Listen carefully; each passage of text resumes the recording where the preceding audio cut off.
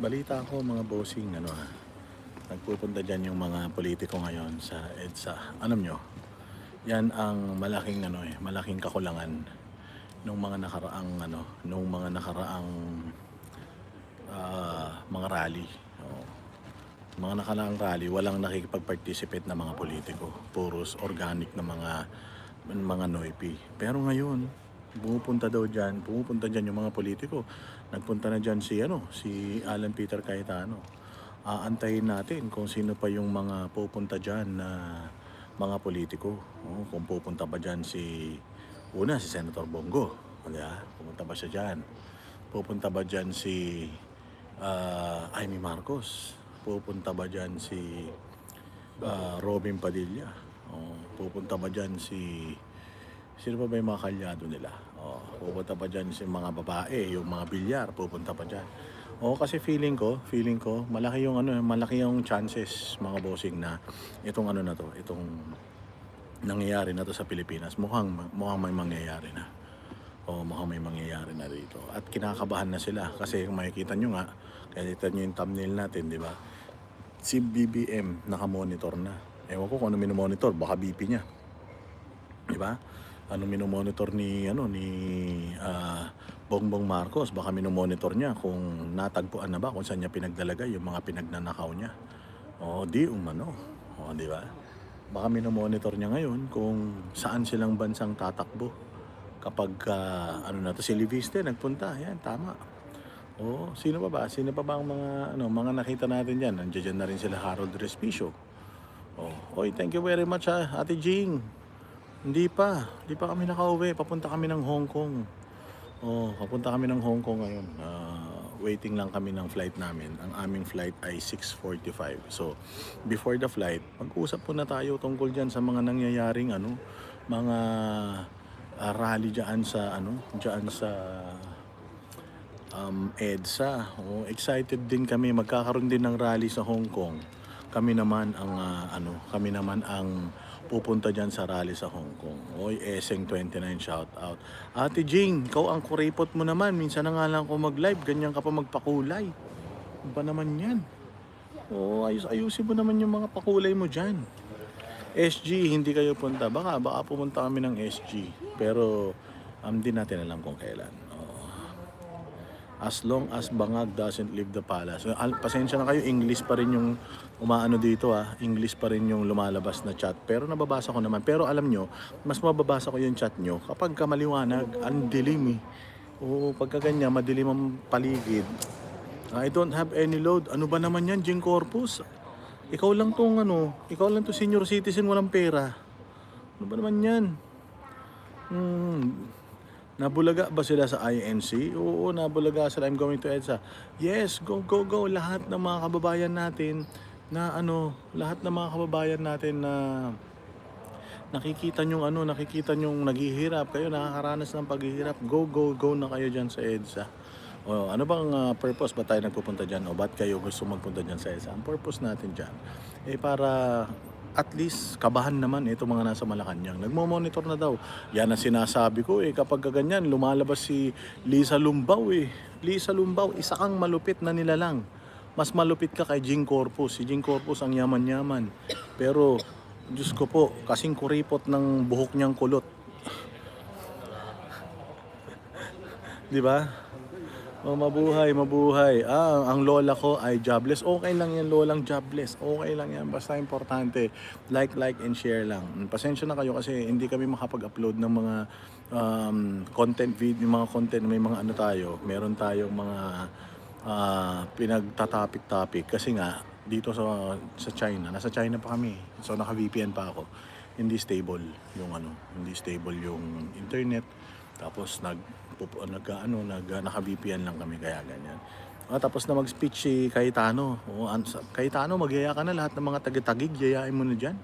Papuntahin mo na except yung kapatid mong abnormal Huwag mo papuntahin yung kapatid mo abnormal, si Lino Cayetano. Pinaglihi yata sa sa Mongol na lapis kasi parang mongoloid. Matatalino mga Cayetano, yan lang si Lino ang bobo Tanginan yan Pawok ang putrage, sakala naman niya alam mo kung ikaw wala kang kwentang kapatid. Kung ikaw kumakalaban ka sa kapatid mo, ibig sabihin abnormal ka. Oo, kasi ang una mong kakampi kapatid mo, 'di ba? Ano bang ginagawa ni Alan Peter Cayetano? Pinagtatanggol niya yung Senado, pinagtatanggol niya yung konstitusyon, pinagtatanggol niya yung ating pinagtatanggol niya yung ating soberanya, hindi ba? Laban sa mga tarantadong mga senador na mga kasamahan niya. Tapos makikisali ka, yung pala bibigyan ka ng bibigyan ka ng posisyon sa gobyerno, ulul ka. Ang inan tong na to, Cayetano na to. Siguro alam mo, si Alan Peter Cayetano at saka yan si ah, yung babaeng Cayetano. O ano yan?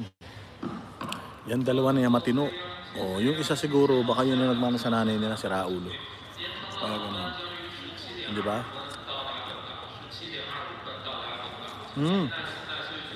Si Pia. Nalimutan ko na yung pangalan. Oh, sigurado ako, kabadong-kabado na yan sila. Kabadong-kabado na si Bongbong. Panay ang press ko ni Auntie Claire. Wala namang pinagsasabi. Putangin ng babae niya. Abnormal talaga. Panay ang papreskon. Panay ang bigay ng statement. Wala namang alam ang hudas na yan. Konti na lang, konting panahon na lang mga bossing. Sabi ko nga sa inyo, yung troll army nila, kabang-kaba na. Kaya inuulan at pinuputakti ng mga troll comments yung mga live stream, vlogs dyan sa EDSA Kaya inuulan niya ng mga troll dahil yan dyan sa dahil yan dyan sa mawawala na sila ng trabaho. Kapag wala na si Bongbong Marcos sa posisyon, wala na magsasweldo sa mga putang na yung mga nakita niyo yung mga vlogger na dating mga nagta-tricycle na ngayon may mga sasakyan na. Putang ina, patay gutom lahat yan pag wala na si Bongbong. Unang-una sa lahat, bobo sila mag-content. Hindi naman sila marunong mag-content. Ang content nila puros mga kalaban nilang vlogger. Content nila puro si Inday Sara. Hindi man nila kaya mag-discuss ng mga topics, ng mga balita. So, pag natapos si lahat yan pag natapos tong election na to, lahat yan pupunta sa Kalingap. Pupunta lahat yan doon sa charity. Gagamitin nila yung gagamitin nila yung kanilang mga followers para makapangulimbat ng pera sa mga OFW, Pinan nyo. So, ayan. Nakita rin natin mga bossing, ang daming mga nangyari ngayon ng mga tulakan, daming mga arestuhan. Huwag kayong mag-alala kasi nasa side natin ng batas Huwag niyong masyadong inaaway yung mga pulis kasi yung mga yan, meron din yan mga pamilya at yung mga yan tinatakot din. Sabi ko nga sa inyo, si Joel Villanueva tinakot Yan pa kaya si Joel Villanueva na ang lakas-lakas na ng impluwensya, kayang takutin ng gobyerno. Yan pa kayang tawag dito yung mga pulis, di ba? Yung mga pulis na yan, mapipressure yan. Siyempre, satanas si Bongbong Tatanggalan sila ng trabaho, tatanggalan sila ng benepisyo. Ang hirap ng kanilang training na pinagdaanan. Aside from yung training na pinagdaanan nila, pa sila? Alam mo yun, yung delikado pa buhay na may mga pamilya pa silang pinapag-aral, di ba? So, yun yan mga bossing. Huwag natin masyadong awayin yung mga pulis kasi kawawa rin yung mga pulis, sumusunod lang yun sa utos. So, kaya lang, syempre, minsan, pagka mataas na yung emosyon, katulad yan, yung mga pulis na yung stress na din yan. Walang tulog yan, walang kain yan, mainit ang araw, uulan, tas tulakan pa ng tulakan. So, talagang darating yung punto na medyo mapipikon yan, darating yung punto na medyo maiinis yung mga yan, darating yung punto na medyo magkakapisikalan. Pero huwag kayong mag-alala yung mga pulis na yan, atin yan. Pagdating talaga nung tamang oras, talaga atin yan. Sana lang talaga itong ginagawa ng Iglesia ni Cristo. Sana wag silang magpapatakot. Wag silang kasi nasaksihan namin kung paano ginipit yung KOJC. Sana pagdating nung panahon na gipitin din sila katulad nung ginawa kay Pastor Kibuloy at sa KOJC. Sana tindigan nila. Kasi kung nangyari yan sa KOJC, definitely gagawin din yan sa kanila. Alam niyo kung sinong tatargetin ng gobyerno. Kasi yung yung majority ng mga tao na nandiyan sa EDSA ngayon puro INC. So ang gagawin nitong gobyerno na to, tingnan niyo, bukas makalawa, tinatarget na nila yung punong ministro ng INC. Pustahan tayo. Yan punong ministro ng INC. Talagang yan na ang gusto nilang makuha. Yan na yung susunod na ipapakulong na nila. Yan na yung susunod na nakakasuhan nila. Tingnan ninyo. Kaya wag na kayong aatras. Kahit na iurong nila yung ano, yung demanda kay Rodante Marcoleta, wag niyo nang i-atras 'to, ito na 'to. Ito na 'to kasi kapagka itong ano na 'to, itong ginagawa niyo na 'to ay mapupunta lang sa wala. Oo, tapos mas lalo lang mas lalo lang lalakas ang loob nitong mga nasa gobyerno. So sigurado 'yan magkakaroon ng deal 'yan. Sigurado 'yan they will reach out kay Rodante Marcoleta. Sigurado 'yan.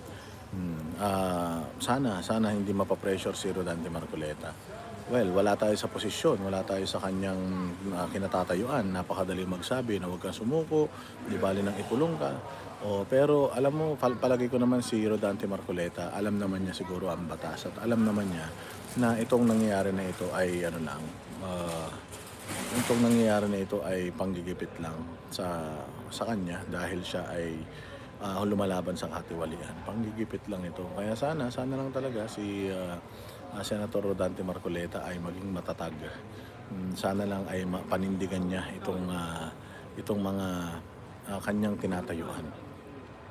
Kasi yun nga yung masasabi ko na at least siya hindi naman siya tawag diyan yung ministro, hindi naman siya pastor, di ba?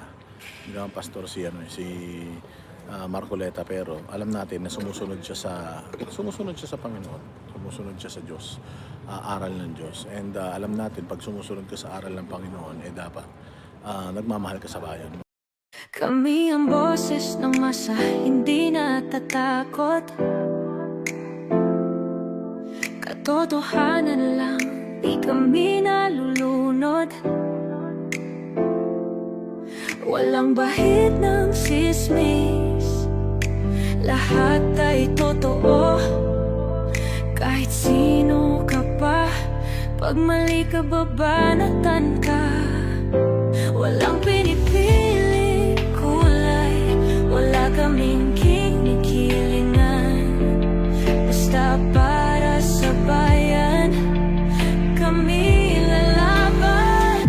Pag tama palakpakan, pag mali banatan. Di matitinag, di matatakot, para sa bayan tuloy ang sigaw.